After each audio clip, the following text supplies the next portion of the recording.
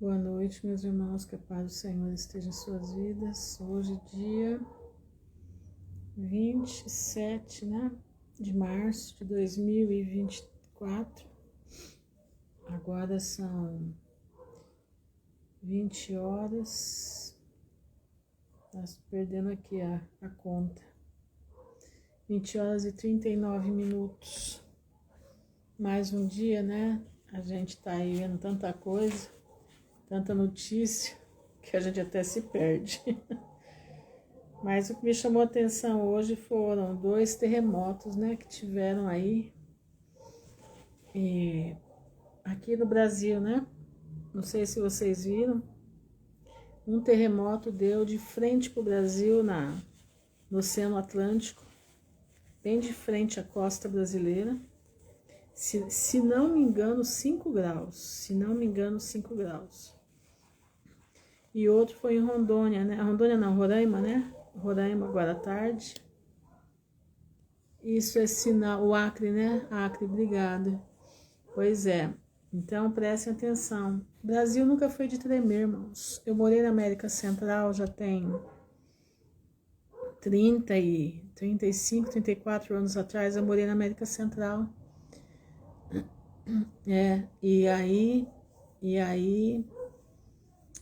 E lá eles diziam que Deus era brasileiro, porque o Brasil não tremia. E o Brasil não tremia mesmo. O Brasil não tremia.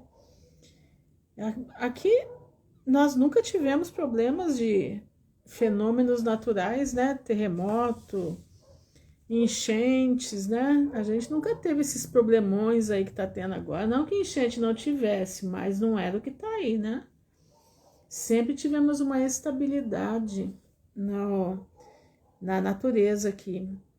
Calor, calor, inverno, inverno, verão, verão, primavera, primavera, Clima tropical, sempre a lavoura deu tudo, Mas o Brasil está mudando. E o que a gente não esperava está acontecendo. Esse terremoto hoje, preste bastante atenção no que eu vou falar. Esse terremoto hoje no Atlântico, acho que foi 5 graus, se não me engano, um dos maiores, nessa região. Esse terremoto, ele é prenúncio de coisas aí do eclipse. Ele faz parte da conjuntura do eclipse. Preste atenção, tem gente que não acredita nisso. Hoje mesmo eu vi um rapaz evangélico, conhecedor da palavra, e ele também, além de ser conhecedor da palavra, ele é um cientista, formado pela USP e tal. E ele, assim, desfazendo que o eclipse é uma coisa muito natural, que o pessoal tem medo bestamente, porque não tem nada por que ter medo. Não, irmão, não é ter medo, não. É ter consciência que o eclipse é um aviso de Deus, é aviso de juízo. Boa noite, Suzana. Eclipses são avisos de juízo. Eclipses são aviso de nós estarmos com o nosso joelho em terra. Nós estarmos com a nossa cara no pó, pedindo perdão a Deus pelos nossos pecados. Eclipse é isso. Vocês acham que Jonas, quando teve Nínive, por que você acha que o rei de Nínive logo pediu perdão? Porque ele tinha passado por um eclipse há poucos dias. E de repente chega Jonas pregando que a cidade ia ser destruída. E ele entendeu a mensagem do eclipse, ele entendeu. E ele ali se prostra junto com o povo, até os animais, de jejum e vestidos de saco e cinza. Boa noite, Leninha. E eu fico assim besta, porque eu tô vendo pastores, gente, pastores, dizendo que eclipse não quer dizer nada, não. Então, onde fica a palavra de Deus? Onde que Jesus disse olhar para cima? Olhar para cima que Jesus está falando não é olhar só para... Não é só você olhar e esperar a redenção, não. É você ver o que vai acontecer no céu. O que acontece no céu é sinal aqui para a terra. Não se esqueça disso. O que acontece no céu é sinal aqui para a terra. Estão entendendo? Então eu fico assim... Aonde é que esse povo vai parar? Boa noite, Leninha. Aonde esse pessoal vai parar? Aonde que o povo está assim perdido, não sabe para quem escuta. Sabe por quê? Porque não consegue ler a Bíblia. Engraçado, hoje de manhã eu acordei, estava fazendo café. O Senhor falou comigo: você vai ler hoje sobre o preguiçoso. Eu falei: preguiçoso? Sobre o preguiçoso, leia sobre o preguiçoso. Vai ter com a formiga, ó preguiçoso. Eu falei: mas Senhor, o povo vai achar que eu estou chamando eles de preguiçoso. E o Senhor falava comigo: é necessário ler sobre o preguiçoso. E eu fui orar o preguiçoso pro pessoal lá do grupo, pro pessoal que eu mando a oração, né? Que tô mandando para menos gente, porque não sei se todo mundo, porque às vezes a gente percebe que parece que ninguém dá muita atenção, né? Mas aí eu parei de mandar para alguns, mas já tem outros reclamando que querem oração de manhã, sim. E assim eu fui orar pro preguiçoso. Eu falei: gente, eu tô fazendo essa oração hoje, eu tô trazendo a mensagem que Deus mandou. Que Deus mandou. Porque Deus está falando comigo sobre preguiça. Sobre preguiça. E aí o Senhor foi me dando a preguiça, meu irmão, de ler a palavra. A preguiça, meu irmão, de estar com a sua vida, sabe? A preguiça de estar com a sua vida diante da presença do Pai. Presta atenção, meus irmãos. A gente, olha, eu vou dizer uma coisa para vocês. Se o que eu estou percebendo, presta bastante atenção no que eu vou falar. Se a percepção que eu estou tendo, presta atenção, essa percepção estiver correta, não adianta você ficar limpando casa demais. Não adianta você ficar se esmerando na panela, deixando a panela tão brilhante que você se enxerga nela. Você gasta 4, 5 minutos só numa panela. Eu não estou falando para você viver na sujeira, não é isso não. Mas existem coisas que nesse momento, saúde e paz, Aline, existem coisas nesse momento que já não fazem muito sentido. Deixa a sua casa limpa, abraço para você também, minha irmã querida. Deixa a sua casa limpa, sim, deixa a sua casa limpa, precisa, é necessário, é da parte do Senhor, Deus ama a limpeza. Mas você não precisa exagerar. Sabe por quê? O seu exagero está tirando você da leitura da palavra de Deus. E nesse momento, meu irmão, se você quiser ter paz, se você quiser entender o que está aí, se você não quiser ouvir conversas tolas que não vão levar você a lugar nenhum, você precisa ler a palavra. Você precisa entrar lá em Provérbios, acho que é Provérbios 26, que diz: vai ter com a formiga, ó preguiçoso. Ele fala o caminho da formiga, né? Que ela não tem patrão, mas ela sabe a hora de trabalhar, ela sabe a hora de fazer tudo. Então eu digo para você, eu hoje, como eu disse, eu assustei a hora que o Senhor falou comigo de manhã. Você vai ler hoje sobre a formiga. É preciso. E eu falei: mas Senhor, o povo vai achar que eu estou chamando eles de preguiçoso, Pai. E que situação, eu cheguei a dar risada. Mas o Senhor é aquele que, né? Eu não chamei as pessoas de preguiçosas, entendam bem. Né? Não é que eu que chamei, né? A palavra de Deus, né? Mas nós temos preguiça de ler a Bíblia. Meu irmão, não tenha. Nós estamos num momento que o teu refúgio vai ser a palavra de Deus. É preguiça espiritual, exatamente, Leninha. Nós temos que, presta atenção, nós temos que nos abrigar na palavra do Pai. Nós temos que discernir a voz do bom pastor, entendeu? Nós temos que discernir a voz do lobo. Tem um corinho que eu já cantei aqui para vocês há muito tempo atrás, que é assim: toque, toque, toque, quem será? Toque, toque, toque, quem será? É a voz do lobo, a voz do bom pastor, chamando com amor, chamando as ovelhinhas para a salvação. Corramos, ovelhinhas, que o campo é tão grande e cheio de florzinhas. Aí fala: toque, toque, toque, quem será? Toque, toque, toque, quem será? É a voz do lobo mau, chamando com horror, chamando as criancinhas para a perdição.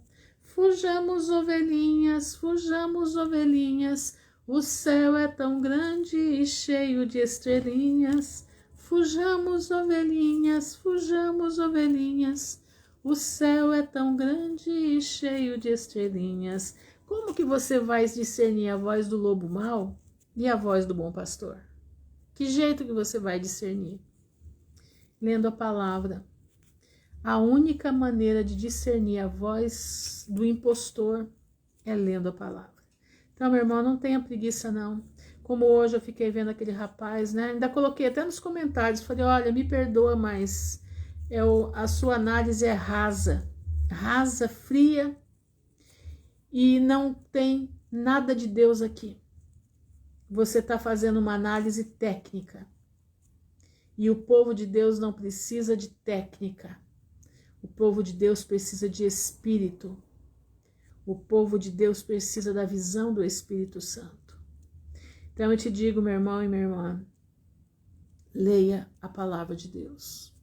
Sabe? Leia, busque a palavra do Pai. É tempo de buscar, não é tempo de brincar. Nós estamos aí, o mundo está pegando fogo. Tá aí, né? O macarrão tá aqui no Brasil, né? Não sei, já foi embora. Pois é, vai trazer um problemão pro Brasil. Irmãos, nós estamos caminhando. Pode ser que eu esteja enganado e que irmãos que já tiveram a revelação também estejam enganados. Mas nós estamos entrando numa conjuntura que o Brasil vai ser muito prejudicado. Como? Esse macarrão aí, né? Lá do meio da Europa. Ele vem para o Brasil, perdeu a sua riqueza na África e está vindo para o Brasil para aumentar a sua riqueza no meio da nossa floresta, né? E o Senaqueribe daqui, nada mais, nada menos que abriu as porteiras e através, por causa disso, né, tá doando. Mas olha só a situação. Nessa história toda, o governo do Norte, né? O governo do Norte, GOG, já está ameaçando entrar em terras brasileiras para reivindicar, porque o macarrão está contra o GOG, né? O BIDE também está contra o macarrão, porque, queira ou não queira, que é o quintal do BIDE, né? É o quintal da nação do BIDE. Boa noite, Alberto. Por que eu estou falando isso? Eu não estou falando de política, eu estou falando de consequências. Nós precisamos estar preparados para uma eventual invasão do Brasil por tropas estrangeiras. Nós precisamos estar preparados. Pode ser que não aconteça? Pode ser que eu estou totalmente errada. Posso estar totalmente errada, sim. Mas eu estou falando porque há 11 anos atrás o Senhor revelou para muitos irmãos o Brasil com o céu vermelho e tropas entrando pela cidade central do país, tomando conta, um exército vermelho entrando. Vocês acham que o dragão vai deixar isso aqui para macarrão? Não vai. Presta atenção, meus irmãos. O Brasil hoje é a terra mais cobiçada do mundo. Mas, Ruth, mas eles não sabem que Jesus vai voltar? Não, eles acham que eles vão ganhar de Jesus, que eles vão acabar com Jesus. Eles acham, porque Satanás colocou no ouvido deles, que eles vão ganhar. Então, eles precisam dessa terra para poder refazer a terra que eles estão achando que ele foi fazer. Por isso, hoje foi colocado nas águas o terceiro, exatamente, né? E a Jezabel que ainda bateu a garrafa do vinho lá, né? Daqui a pouco o submarino vai submergir, vai afundar. Então, irmãos, fiquem alertas, prestem atenção, fiquem alertas, porque nós não sabemos o que vem por aí, mas se nós estivermos preparados psicologicamente, estivermos entendendo que se Senaqueribe mandar você correr para a direita, você corre para a esquerda. Tá entendendo? Presta atenção. Se as tropas de Senaqueribe mandar você ir para um lado, você vai ao contrário. Nunca vá para o lado da manada, vá para o lado sempre ao contrário. Entenderam? Então, eu não estou falando isso para você ficar nervoso, não estou falando isso para você ficar com medo, não. Estou te falando para você orar. Por isso nós precisamos ler a Bíblia, nós precisamos fazer estoque de promessas na nossa vida, nós precisamos fazer estoques de oração para a nossa vida. Tá entendendo? Precisamos fazer estoques de oração, estoques da promessa de Deus dentro do nosso coração para nós suportarmos os dias maus que já chegaram, tá? Então, fiquem alertas, tá? Porque é como eu disse outro dia, né? Vou falar mais uma vez. Quem mora nos grandes centros, cidades grandes, né? Eu moro numa cidade média, aqui já tá perigoso. Mas quem mora nos grandes centros e mora em apartamentos, eu tô falando de torres, tá? Eu não tô falando de apartamento de 4 andares, não é isso aí não. Eu tô falando de torre alta, torre de 8 andares para cima. É que eu já disse, essas torres, elas são nada mais, nada menos que obeliscos. Elas são colocadas para rituais com o Deus Baal. Então, para o nosso Deus, isso é abominação. E essas torres vão ser derribadas. Estão entendendo? Essas torres vão ser derribadas. Deus vai botar tudo no chão. Porque elas são, como é que fala? Elas, nada mais, nada menos, elas são abominação para Deus. Então, eu aconselho vocês que moram em cidade grande, vão para casas, se possível, mais afastado da cidade, não fiquem. Presta atenção, gente. Pois é, Luciana, 12º andar é um andar perigoso. Eu digo para vocês, você vai assim, mas Deus nos livra. Deus livra sim, com certeza Deus livra. Mas você não precisa passar por tanta coisa como vai acontecer. Então, o conselho que eu dou, vão para lugares, para casas térreas, sabe? Vão para casas térreas, casas longe, mais ou menos longe do centro, longe dos grandes, longe de muito tumulto. Entendeu?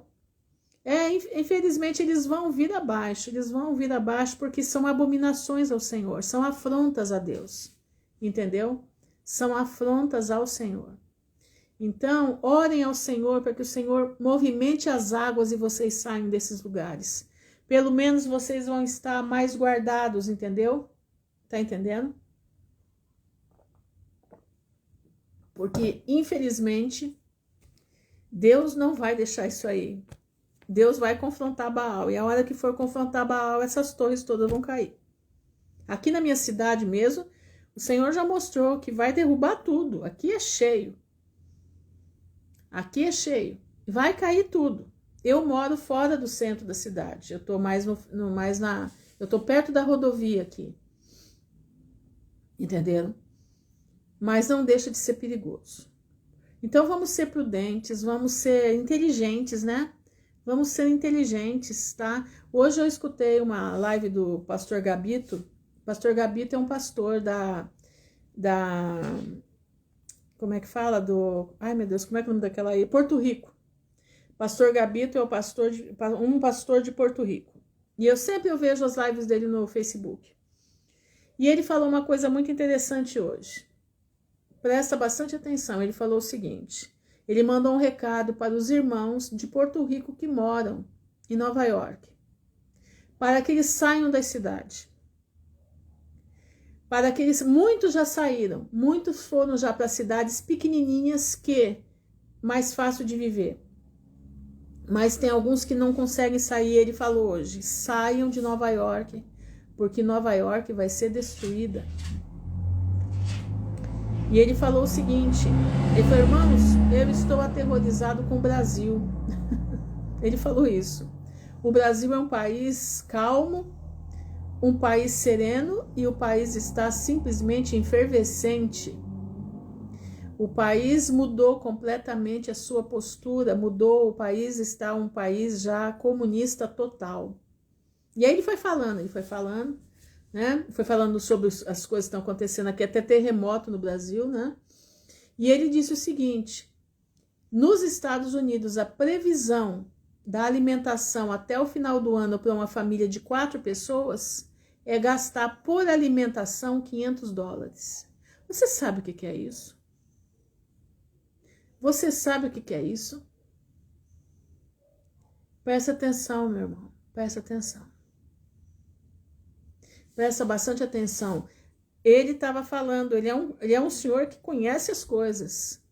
Os experts americanos estão prevendo até o final desse ano uma refeição para uma família de 4 pessoas sair em torno de $500. Isso nos Estados Unidos. R$2.500, exatamente, Alberto. Vocês estão entendendo? Então, meus irmãos, vamos ser inteligentes. Vamos ser espertos, tá? Esse terremoto que deu no Atlântico, nada mais, nada menos é o quê? O Senhor está falando, eu estou mexendo nas águas. Por que Deus está mexendo nas águas? Porque tem uma entidade maligna dentro das águas que o Senhor vai confrontar. E é essa entidade maligna que está nessas águas que domina o Brasil, que é Leviatã. O Brasil é dominado pela potestade de Leviatã. Nós estamos vendo aí o Senaqueribe, filho de Leviatã, filho dessas coisas todas. O outro que poderia ter entrado, o Mito, também, filho da mesma coisa, da mãe do céu, que também é a mãe das águas. Tá entendendo? A rainha dos céus, rainha das águas. Estão entendendo? Então, presta bastante atenção, fiquem alertas porque agora nós temos que estar atentos a tudo o que vai acontecer e com os nossos olhos fitos na palavra, com os nossos olhos enxergando as promessas e o coração arquivando as promessas. Porque na hora que você precisar, essas promessas vão subir a tua mente e você vai ter força de passar o que nós vamos enfrentar. Tá bom? Então tá bom, vamos ler então sobre José. Eu vou ler hoje direto já no livro dos Justos, capítulo 42, porque aqui fala detalhes desse inteirinho entre José, tá indo para o cativeiro, né? E ser vendido a Potifar, tá bom? E depois aí eu entro com Gênesis 38, que fala de Judá e Tamar, tá bom? Então vamos lá. Livro dos Justos, capítulo 42, diz assim: e eles se foram, os irmãos, né? E se sentaram ao lado oposto, à distância de um tiro de arco. E eles sentaram-se para comer pão. Enquanto eles estavam comendo, eles formaram juntamente conselho do que seria feito com José, se deveriam matá-lo ou levá-lo de volta para a casa de seu pai. Eles estavam formando conselho e Judá disse-lhes: que ganho será para nós se matarmos nosso irmão? Porventura Deus não vai cobrar isso de nós? Este é então o conselho a respeito dele, que se deve fazer-lhe, eis que esta companhia de ismaelitas desce para o Egito. Agora, pois, vamos nos livrar dele com eles, e não seja a nossa mão sobre ele. E eles vão levá-lo junto com eles, e ele vai se perder entre os povos da terra, e nós não iremos matá-lo com nossas próprias mãos. Presta atenção. E a proposta agradou a seus irmãos, e eles fizeram conforme a palavra de Judá. Então eles não mataram, mas mandaram José para o cativeiro. E enquanto eles estavam pensando sobre este assunto, e antes que a companhia de ismaelitas houvesse chegado, 7 comerciantes de Midian passaram por eles. E enquanto passavam, eles estavam com sede, e eles levantaram os olhos e viam o buraco em que José estava emparedado. E eles olharam, e eis que toda a espécie de ave estava sobre ele. E esses medianitas correram para o poço para beber água, pois pensaram que ele continha água. E dirigindo-se ao poço, eles ouviram a voz de José chorando na cova. E eles olharam para dentro do poço, e eles viram, e eis que era um jovem de bela aparência e favorecido. Devia ser um jovem lindo, né? Um rapazinho lindo. E chamaram-lhe e disseram: quem és tu, e quem te trouxe para cá? E quem te colocou neste poço aqui no deserto? E todos eles ajudaram a levantar José, e eles puxaram-no para fora, e trouxeram-no da cova, e levaram-no e partiram em sua viagem, e passaram por seus irmãos. E estes lhe disseram: por que vocês fazem isso, para tirar do poço o nosso servo? Certamente que colocamos este jovem no poço, porque se rebelou contra nós. E vocês vêm e o tiraram e levam-no embora? Agora, pois, devolvam-nos o nosso servo. Olha a estratégia deles, né? E os medianistas responderam e disseram aos filhos de Jacó: é este o vosso servo, ou este homem vos dirige? Porventura serão vocês todos servos dele? Pois ele é mais formoso e favorecido do que qualquer um de vocês. E porque todos falam falsamente a nós? Olha os medianitas, hein? Agora, portanto, não vamos ouvir as vossas palavras, nem assistir a vocês, pois encontramos o jovem no poço do deserto, e nós o levamos, vamos, portanto, seguir em frente. E todos os filhos de Jacó aproximaram-se e levantaram-se para eles e disseram-lhe: devolva-nos o nosso servo. E porque todos vocês morrerão pelo fio da espada? E os medianitas gritaram com eles, e eles sacaram suas espadas, e aproximaram-se para lutar com os filhos de Jacó. E eis que Simeão levantou-se de seu assento, e saltou do chão, e desembainhou a espada, e se aproximou dos medianitas.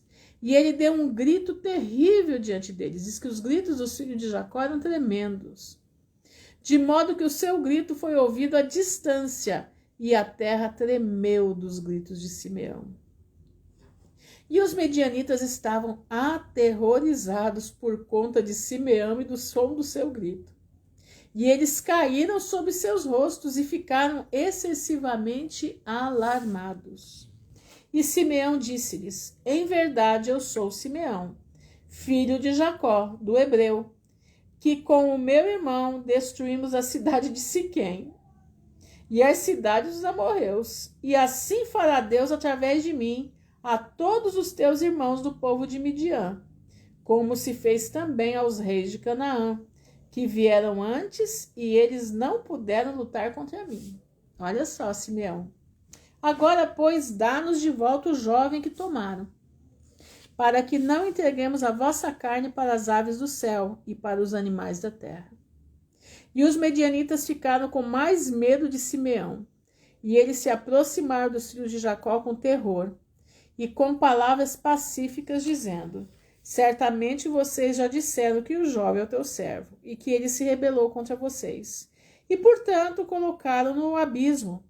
O que então vocês vão fazer com um servo que é rebelde contra o seu mestre? Agora, portanto, vendam ele para nós. Olha isso, vendam ele para nós. E nós vamos dar-vos tudo o que pedirem por ele. Mas o Senhor vinha nisto. Deus estava nisto, a fim de que os filhos de Jacó não matassem seu irmão. Deus estava na fala dos medianitas. Deus está na tormenta, meu irmão. Você está se queixando aí, né? A tormenta está brava. Você fala assim: meu Deus, eu me preparando para a volta de Jesus e a tormenta na minha casa é um terror. Parece que eu acordo, eu estou enfrentando Satanás o dia inteiro na minha frente. É uma luta renhida. Eu não tenho paz, eu não tenho... Se não é dentro de casa, é fora de casa, é uma situação complicada. Meu irmão, presta atenção. O Senhor está na situação. O Senhor está na situação. Coloca os teus olhos no Mestre. Somente isso. E os medianitas viram que José era de uma aparência atraente e bem favorecida. E eles puseram em seus corações que era urgente comprá-lo de seus irmãos. Olha como que Deus trabalha. Eles estavam com pressa de comprar ele dos irmãos. E os filhos de Jacó ouviram os medianitas. E eles venderam seu irmão José por 20 moedas de prata. Rúben não estava com eles. E os medianitas levaram José e continuaram sua jornada para Gileade. E eles estavam indo ao longo da estrada e os medianitas arrependeram-se do que tinha feito. Olha só, agora eles se arrependeram. Em ter comprado o jovem. E um disse para o outro, que é essa coisa que temos feito? Você vê como que Deus faz, hein? Ao tomar este jovem dos hebreus, que é de aparência atraente e bem favorecida, talvez esse jovem seja roubado da terra dos hebreus, e por que então temos feito esta coisa?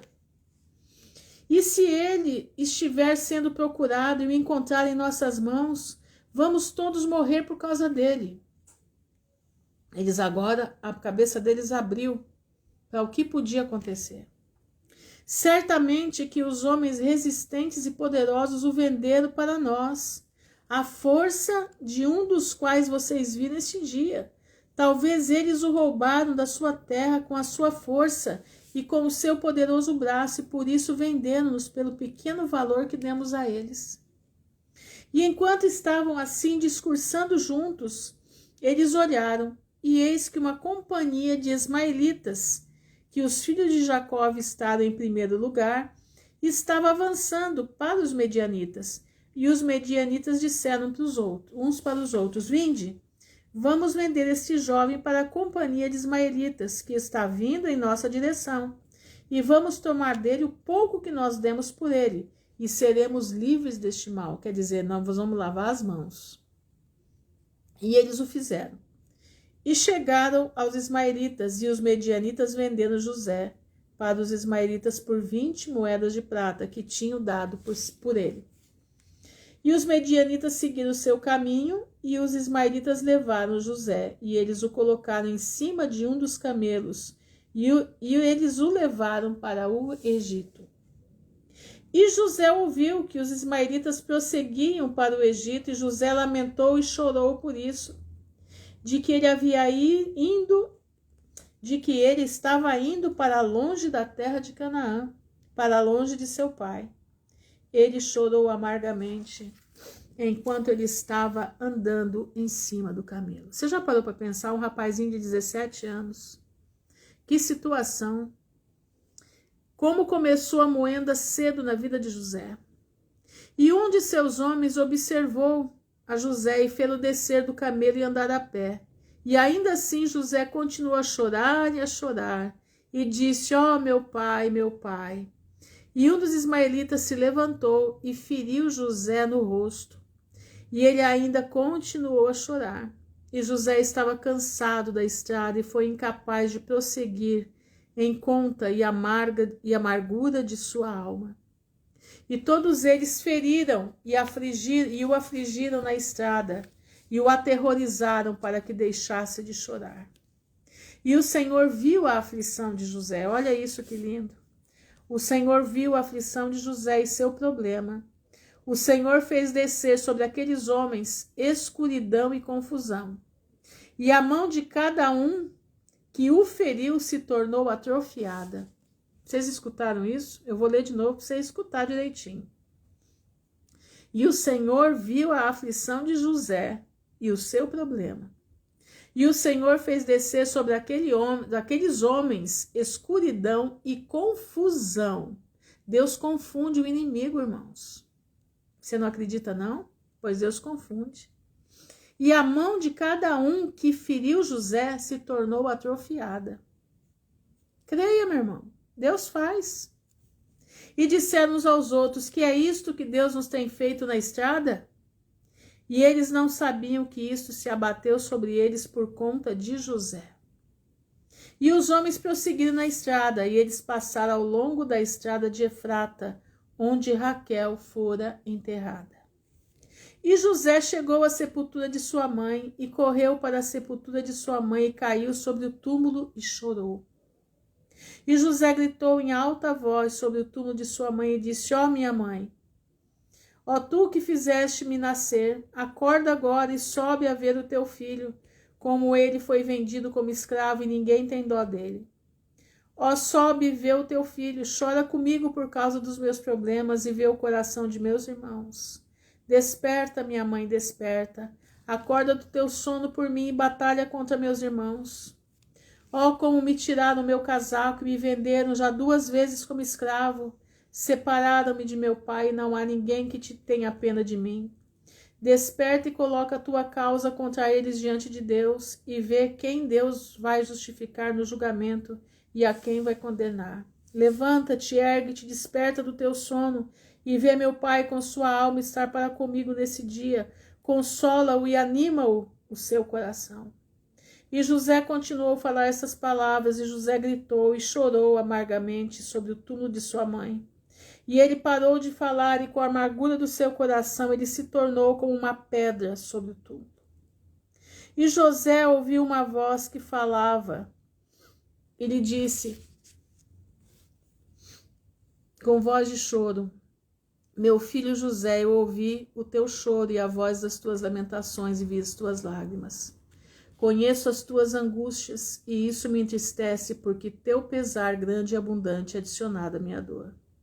Agora, pois, meu filho, espera no Senhor e aguarda por ele, e não tenhas medo, porque o Senhor é contigo. Ele te livrará de todos os problemas. Levanta-te, meu filho, desce para o Egito com os teus senhores, e não tenhas medo, porque o Senhor está contigo.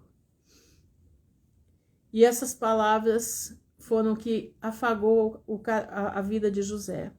E José, ouvindo isto, se espantou muito, e ele continuou a chorar. E após isto, um dos ismaelitas observou ele chorando e chorando em cima do túmulo, e sua ira se acendeu contra ele. E ele o levou de lá, e o feriu, e o amaldiçoou. E José disse aos homens: que eu ache graça aos vossos olhos para me levarem de volta para a casa de meu pai, e eles vos dará abundância de riquezas. Responderam-lhe eles: não és tu um escravo? Onde está o teu pai? E se tu tivesses um pai, tu não terias sido vendido já 2 vezes por escravo por tão pouco valor. E a sua raiva foi ainda maior contra eles, e eles continuaram a espancar a ele e o castigarem. E José chorou amargamente. E o Senhor viu a aflição de José, e o Senhor feriu novamente os homens, e os castigou. E o Senhor fez com que a escuridão os envolvesse sobre a terra, e os relâmpagos brilharam, e o trovão rugiu, e a terra tremeu, com a voz do trovão e do vento. E os homens ficaram apavorados e não sabiam onde deviam ir. E os animais e camelos pararam, e eles os levaram. Mas eles não quiseram ir, eles os feriram, mas eles se agacharam no chão, e os homens disseram uns aos outros: o que Deus nos tem feito? Quais são as nossas transgressões? E quais são os nossos pecados que estas coisas assim nos sobrevieram? E um deles respondeu e disse: talvez seja por causa do pecado com que afligem este escravo. Por isso essa coisa tem acontecido nesse dia. Agora, portanto, implorem-lhe fortemente para que nos perdoe, e então saberemos por que sucede este mal a nós. E se Deus tiver compaixão por nós, então saberemos que tudo vem a nós por conta do pecado de afligirmos este escravo. E os homens assim o fizeram, e eles suplicaram a José, e pressionaram para perdoá-los. E eles disseram: pecamos contra o Senhor e contra ti, pois agora vimos para te solicitar de teu Deus, que ele repudie a morte entre nós, porque pecamos contra ele. Para você ver, né, que o homem sabe o pecado que faz. Ninguém, meu irmão, é inocente. Ninguém é inocente. E José fez de acordo com suas palavras, e o Senhor ouviu a José. E o Senhor afastou a praga com que ele havia afligido a esses homens por conta de José. E os animais se levantaram do chão e os conduziram e continuaram. E a fúria da tempestade amainou e a terra tornou-se tranquila. E os homens prosseguiram em sua viagem para ir para o Egito. E os homens sabiam que este mal lhe havia acontecido por conta de José. E disseram uns aos outros: eis que nós sabemos que foi por causa da sua aflição que este mal se abateu sobre nós. Agora, pois, por que haveremos de levar essa morte sobre nossas almas? Retenhamos conselho do que fazer para este escravo. E um deles respondeu: certamente ele nos disse para levá-lo de volta para seu pai. Agora, portanto, vem.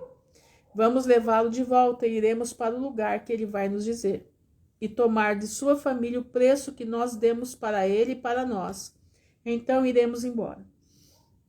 E um deles respondeu de novo e disse: eis que esse conselho é bom, mas não podemos fazê-lo, pois o caminho é muito longe de nós e não podemos sair dessa estrada. Mas um respondeu: isto é o conselho a ser adotado. Não teremos de nos desviar dela. Eis que nesse dia vamos para o Egito, e quando tivermos entrado no Egito, vamos vendê-lo. Lá há um preço elevado e seremos livres da sua maldade. E isso agradou aos homens e eles assim o fizeram, e continuaram a viagem para o Egito com José. Irmãos, quantas vezes nós estamos na peleja da vida, né? No desespero, no entrave, tanta perseguição, perseguição dentro de casa, perseguição no trabalho, perseguição para tudo quanto é lugar. Parece que você olha para um lado, você olha para o outro, você está em desespero. Meu irmão, tem o tempo da prova. José estava entrando na moenda. E entrou numa moenda ferrenha. Entrou numa moenda que não é brincadeira. Para um rapazinho de 17 anos, é pesado. Um rapazinho que era o dodói do papai, você imagina. Ainda mais que a mãe tinha morrido fazia pouco tempo. Por isso ele se deita no túmulo da mãe. E ali ele conversa, tenta conversar, né? E ali, na verdade, quem fala com ele é o Espírito Santo de Deus, não ela, porque ela não ninguém sobe da terra para falar, não. Mas o Espírito Santo, sim, ele convence a pessoa, ele acalma a vida da pessoa. É o próprio sopro de Deus que vem e fala conosco. Quantas vezes nós estamos na aflição e o Senhor fala conosco? Se acalme, mantenha a calma, não faça isso, não faça aquilo. Fica quieto, aguenta a pancada e não fala nada, espera que eu vou agir. Mas às vezes a gente é tão burro, falar bem a expressão correta, que a gente não consegue entender isso. E a gente começa a se bater. Foi o que José fez, José se batia, José gritava. José estava entrando na primeira prova da vida dele com toda a força e fúria da prova. Mas chegou num ponto que Deus viu que José estava tão em desespero que Deus teve misericórdia de José. Para não perder a alma de José. O que Deus faz? Deus começa a combater os que estavam escravizando. E não é diferente conosco. Às vezes fala assim, mas irmã Ruth, eu estou passando por tanta coisa. E eu não vejo nada. Não, você não precisa ver. Você precisa saber que Deus trabalha pelo seu povo. Você precisa somente saber que enquanto Jacó abandonou José, não, Jacó não abandonou José. Jacó foi tirado, os irmãos de José tiraram José de Jacó. Quer ver? Nós vamos ler aqui agora, quando Jacó fica sabendo da história toda, quer ver? Graça e paz, Clara. Diz assim: e quando os filhos de Jacó venderam seu irmão José aos medianitas, seus corações ficaram doloridos por causa dele. E se arrependeram de seus atos, e eles procuraram por ele para trazê-lo de volta, mas não conseguiram encontrá-lo. Rúben voltou à cova e José tinha sido posto, a fim de levá-lo para fora e restituí-lo a seu pai. Aqui, ó, Ô Isabel, tá aqui, ó. Rúben voltou à cova que José tinha sido posto, a fim de levá-lo para fora e restituí-lo ao seu pai. E Rúben ficou ao lado da cova e ele não ouviu uma palavra. E ele chamou: José, José. E ninguém respondeu e disse uma palavra. E Rúben disse: José morreu por medo, ou alguma serpente causou sua morte. E Rúben desceu ao poço, e ele procurou por José e não podia encontrá-lo no poço, e ele saiu de novo. Rúben rasgou suas vestes e disse: O menino não está lá, e como poderei consolar meu pai se ele estiver morto? E ele foi para seus irmãos e encontrou-os em luto por causa de José. É assim, irmãos. Satanás ataca, faz a pessoa fazer a loucura. Depois que faz a loucura, ele se afasta e deixa o povo morrendo de desespero. É assim que o diabo faz. E eles combinaram, junto como informar seu pai sobre ele. E Rúben disse a seus irmãos: Eu vim para o poço e eis que José não está lá. Então o que diremos a nosso pai? Pois o meu pai vai requerer o rapaz de mim, que era o mais velho.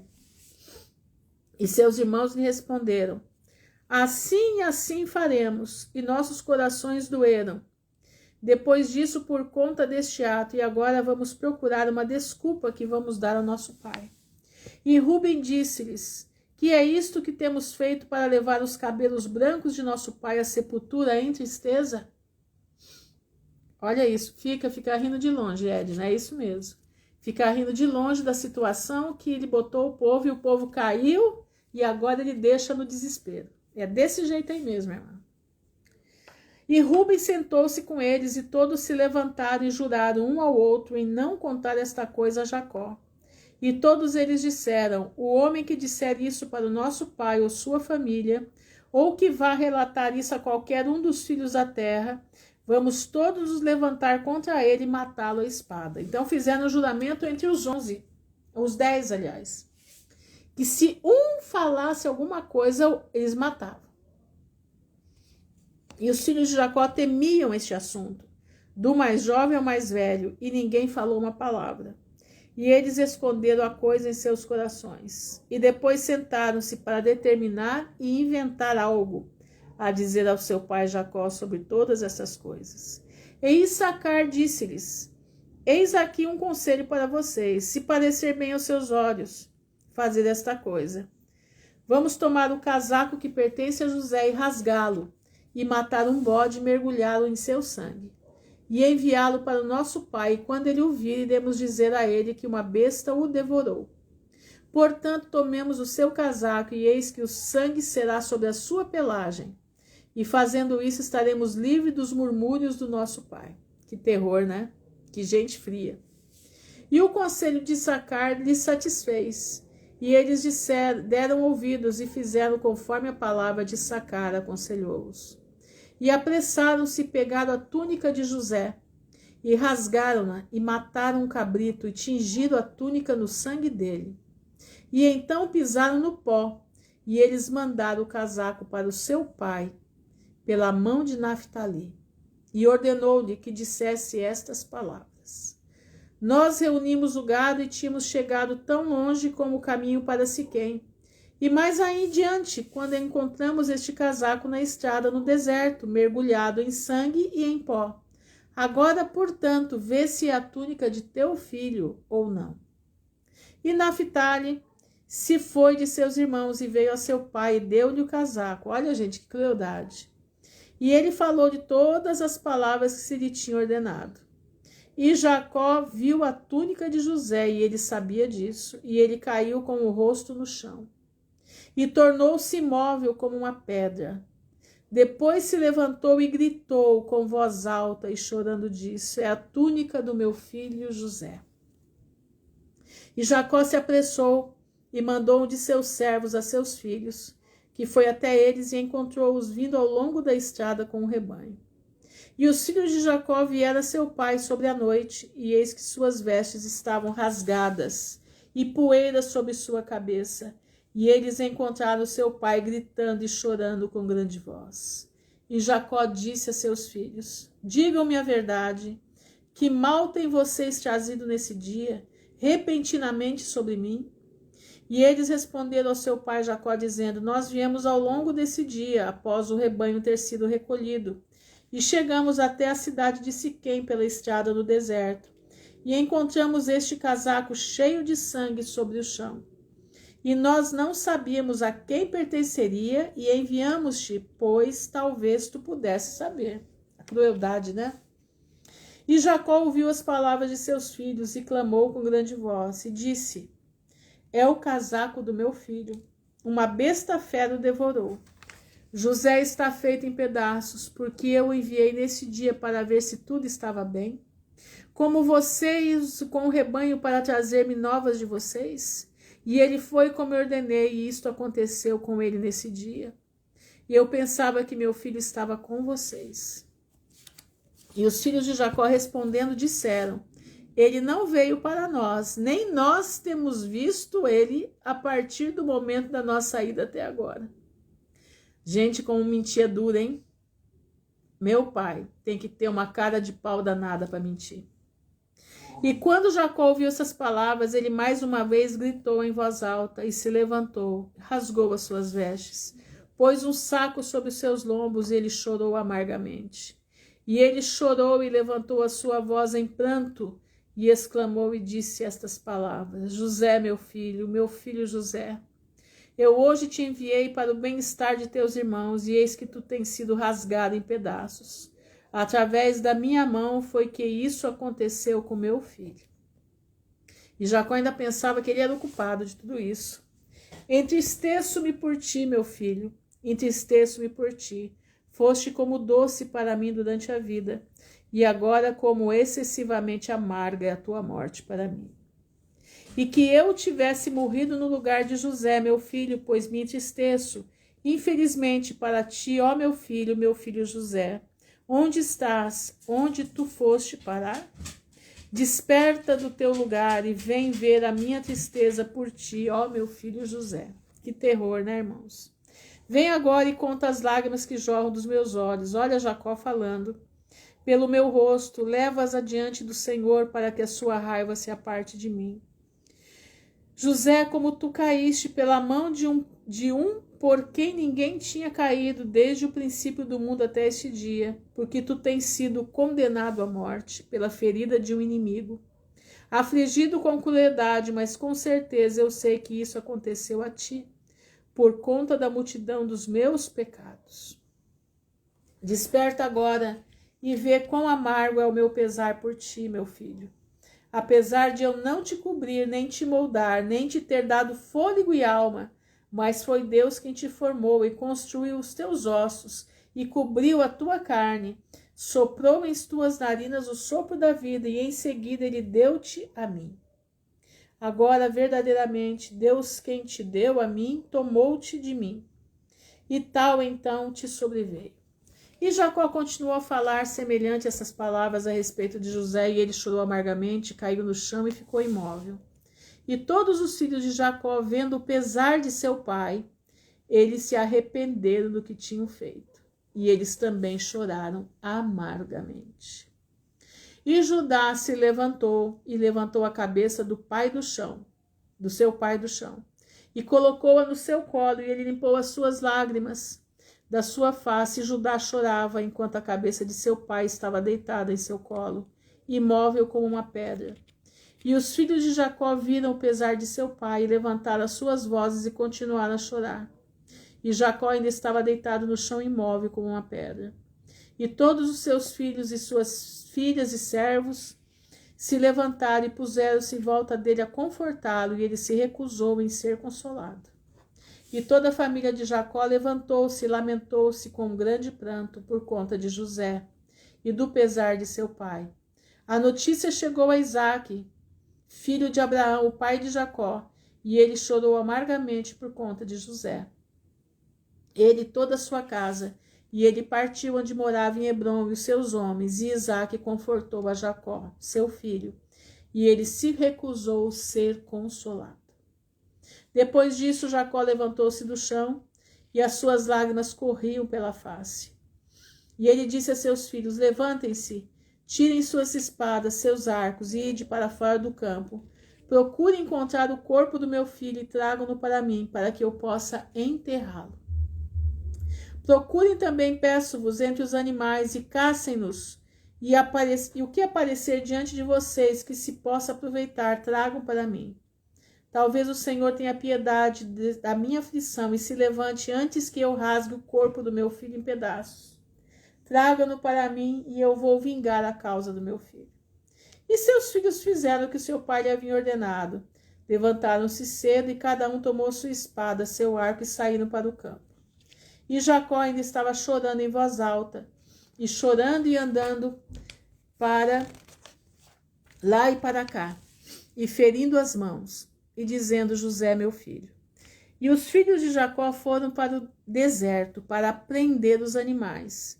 E eis que um lobo veio em direção a eles, e eles o prenderam e trouxeram ao seu pai. Olha isso que interessante, presta atenção. E eles disseram a ele: Este foi o primeiro que nós encontramos e trouxemos a ti, como tu nos ordenaste. O corpo do teu filho não conseguimos. E Jacó tomou a besta, o lobo, pelas mãos de seus filhos, e ele gritou em alta voz chorando, segurando o animal em sua mão. E ele falou com o coração amargo à besta, o animal: Por que devoraste meu filho? E como não temeste o Deus da terra e da minha angústia para com meu filho José? E tu devoraste meu filho por nada, porque ele não cometeu nenhuma violência, e te tornaste assim culpado por sua conta. Pois Deus vai exigir-lhe recompensa. Olha agora aqui, presta atenção aqui no que vai acontecer aqui. Presta atenção. Vocês lembram que Deus abriu a boca da mula com Balaão? Estão lembrados disso? Pois é. Olha o que aconteceu aqui com Jacó. E o Senhor abriu a boca do animal, a fim de consolar Jacó com suas palavras. E ele respondeu a Jacó e falou estas palavras a ele. Presta atenção. Deus abriu a boca do animal. Vive Deus que nos criou na terra, como vive a tua alma, meu Senhor. Eu não vi o teu filho, nem eu o rasguei em pedaços, mas de uma terra distante eu também vim para buscar meu filho, que passou de mim neste dia, e eu não sei se ele está vivo ou morto. Deus abriu a boca do lobo para falar com Jacó. E hoje cheguei ao campo para buscar o meu filho, e os seus filhos me agarraram e aumentaram a minha dor. E neste dia de hoje me trouxeram diante de ti, e eu já falei todas as minhas palavras para ti. E agora, pois, ó filho do homem, eu estou em tuas mãos. Faz-me neste dia como parecer bem aos teus olhos. Mas com a vida de Deus que me criou, eu não vi o teu filho. Nem eu o rasguei em pedaços, nem a carne do homem entrou em minha boca todos os dias da minha vida. Então ele está dizendo para Jacó que ele nunca comeu carne humana.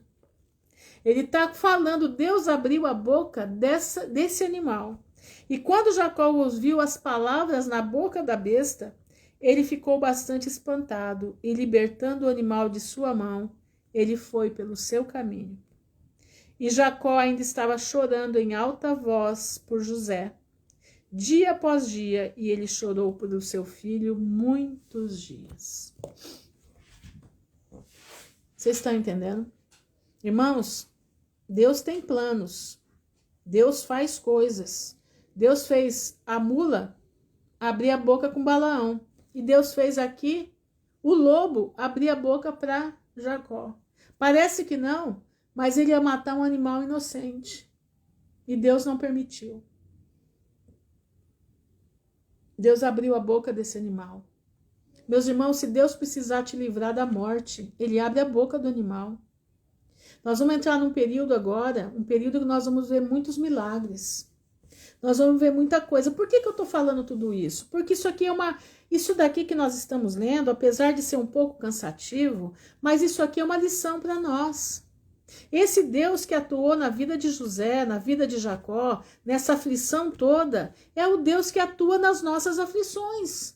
Aquele Deus que criou os céus e a terra é o mesmo Deus hoje. Ele está cuidando do seu povo. Então, meu irmão, a hora que você vê a coisa fechar, nós não vamos mais estar muito tempo aqui juntos. Mas você vai estar esperando Jesus voltar. Eu creio nisso. Entendeu? Eu creio nisso. Eu creio que você vai estar aqui, você vai estar firme esperando Jesus voltar, como eu também vou estar. E o que vai acontecer? Você vai lembrar das palavras que nós estamos falando aqui hoje. Você vai lembrar da aflição de Jacó, porque você também vai passar pela aflição. Mas o Senhor vai fazer milagres na nossa vida. Você vai ver os milagres do Senhor na tua vida. Você vai ver os milagres de Deus acontecerem em ti e na tua família. Você crê nisso, meu irmão? Você crê que não vai faltar o pão e o leite para os teus filhos? Você crê que o Senhor vai te fazer invisível mediante a tudo que está chegando aí? Você crê que Deus vai abrir a boca dos animais para te ajudar? Você crê que Deus vai entortar as pernas de muita gente para não correr atrás de você? Você crê nisso? Você crê que Deus vai fazer um terremoto terrível nesse país e que a terra vai ser arrasada e nós vamos ser guardados no meio da terra arrasada? Você crê que Deus tem poder de mandar o maná como mandou para o povo de Israel lá no deserto? É esse Deus que nós temos que crer. Esse Deus que foi com Jacó nessa aflição toda. O Deus que foi com José. José no desespero da vida. Estava dentro do poço. O Senhor afastou os escorpiões e as cobras de José. Tirou José do poço, colocou na mão dos medianitas. Venderam para os ismaelitas. Machucaram José. Deus entortou a mão de todo mundo. Por causa de um filho de Deus, Deus transtorna o mundo. Por causa de um filho de Deus que obedece a sua palavra, Deus transtorna as pessoas desse mundo. Deus põe espírito de confusão. Meu irmão, você precisa crer. Você precisa acreditar que o mesmo Deus de Abraão, Isaque e Jacó é o mesmo Deus que vai operar em nós nos últimos dias agora. Creia, meu irmão, creia. O mundo está de ponta cabeça, mas nós estamos em pé. O mundo está capotando, mas nós estamos em pé. Por quê? Porque nós temos a palavra do Senhor como a nossa guia. Nós temos a palavra do Senhor como a nossa direção. Por isso é importante que se leia a palavra. Por isso é importante conhecer a palavra. Por isso é importante gravar a palavra. Porque através de você gravar essa palavra, através da tua obediência, o Senhor vai operar na tua vida, como operou na vida de Abraão, Isaque e Jacó. Tá me entendendo? Presta atenção, meus irmãos. Presta atenção. É tempo de nós olharmos com os olhos da fé. Não é tempo de você choramingar. Não. Não é tempo de choro, é tempo de avançar em coragem, é tempo de avançar em fé. Avança, meu irmão, em coragem e fé. Porque em breves dias a gente não vai estar aqui. Não, não vai. Nós vamos estar separados, mas vamos estar unidos no Espírito Santo. Nós vamos estar na internet de Deus. O Espírito Santo vai comunicar a aflição do seu povo para uns aos outros, para nós orarmos uns pelos outros. Você tem capacidade para crer no que eu estou te falando? Você precisa ter capacidade de crer. Entendeu? Dentro de poucos meses, nós não vamos mais estar aqui. Mas nós estaremos ligados no trono da graça do Pai. Nós estaremos orando uns pelos outros, com o compromisso de sermos fiéis, ainda que venha a faca no pescoço. Nós temos o compromisso de nos encontrarmos nas regiões celestiais com Cristo. Eu quero estar lá. Eu fiz um compromisso com a minha mãe de estar no portão celestial esperando por ela. E esse compromisso eu vou estender aos meus irmãos que aqui estão. Eu tenho um compromisso com vocês, de nós juntos estarmos nos portões celestiais, nos encontrando, porque primeiro queremos ver o nosso Salvador. Lembra? No céu há muitas, muitas coisas que eu anseio ver. Suas mil belezas, fausto e esplendor.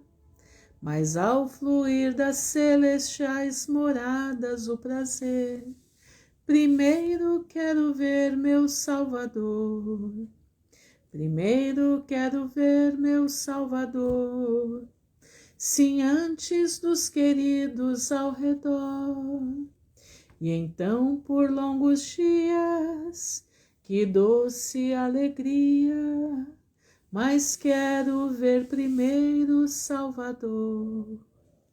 Eu quero ver mamãe, estar com ela no jardim, e os dias idos lembrarei com amor. Queridos, quero vê-los quais partiram antes sim, mas quero ver primeiro Salvador. Primeiro quero ver meu Salvador. Sim, antes dos queridos ao redor. E então por longos dias, que doce alegria, mas quero ver primeiro Salvador. Queridos, quero vê-los quais partiram antes sim. Eu quero ver os passos celestiais, a árvore da vida, o lindo rio do Senhor, mas quero ver primeiro Salvador.